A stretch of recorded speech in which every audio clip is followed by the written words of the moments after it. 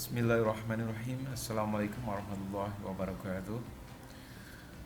Alhamdulillah, syukurillah kita bertemu lagi dalam tutorial takmir.com. Di sini kita ada rilis satu fitur baru, di mana fitur itu adalah kelola yatim dan duafa. Jadi fitur ini gunanya adalah untuk melakukan pencatatan data anak yatim, piatu dan yatim piatu, dan juga duafa di sekitar masjid kita.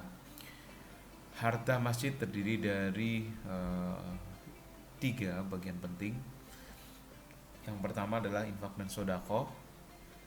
Penggunaannya sebisa mungkin untuk secara umum, artinya bisa berlaku untuk operasional, untuk dan lain-lain. Jadi ini sifatnya umum, infak dan sodako. Kemudian zakat ini terikat, artinya penggunaannya hanya untuk 8 asnaf. Jadi hanya 8 asnaf yang berhak untuk menerima zakat.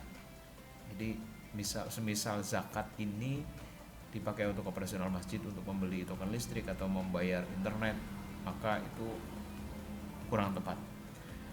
Karena zakat ini hanya untuk 8 asnaf, jadi tidak bisa didistribusikan untuk operasional masjid. Kemudian yang ketiga adalah wakaf. Nah, wakaf ini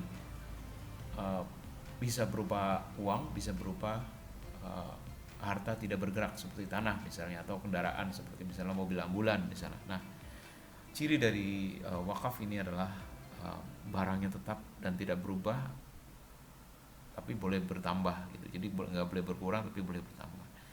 Jadi yatim dan duafa itu masuk ke golongan yang berhak menerima zakat dan juga sodakoh.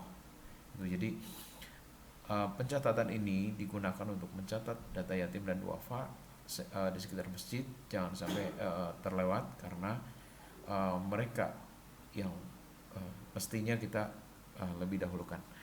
Oke, kita lanjut ke cara teknis, ke modul ini. Jadi di ini ada data yatim dan piatu, kemudian ada data duafa yang fakir, termasuk fakir miskin di dalamnya di sini, yang mesti kita santuni. Nah, untuk menambahkan data ini kita ada tambah data yatim di sini. Misalnya namanya Agus, mohon maaf kalau ada kesamaan nama ya.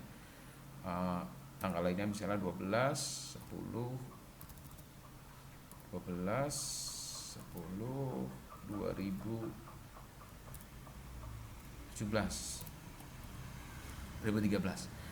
Maaf, kenapa harus ada nama? Karena misalnya umurnya sudah jauh di atas, sudah dewasa misalnya, maka tidak berhak lagi untuk mendapatkan santunan yatim. Makanya kita di sini acuan kita mesti harus memasukkan tanggal lahir. Oke. Kemudian alamat, kita boleh skip.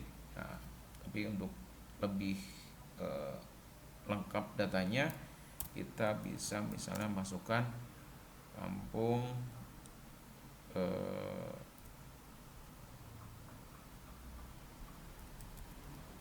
Kampung Bulak misalnya, kemudian keterangannya yatim lahir misalnya. Nah, ini kalau misalnya ada foto buat identifikasi, boleh ditambahkan. Nah, oke, kita masukkan. Nah, di sini sudah masuk datanya. Nah, data ini untuk selanjutnya, ketika misalnya nanti masjid mengadakan santunan dan sebagainya, maka bisa mengacu kepada data ini, termasuk untuk yatim dan duafa gitu. Nah, data ini kemudian juga bisa diekspor ke Excel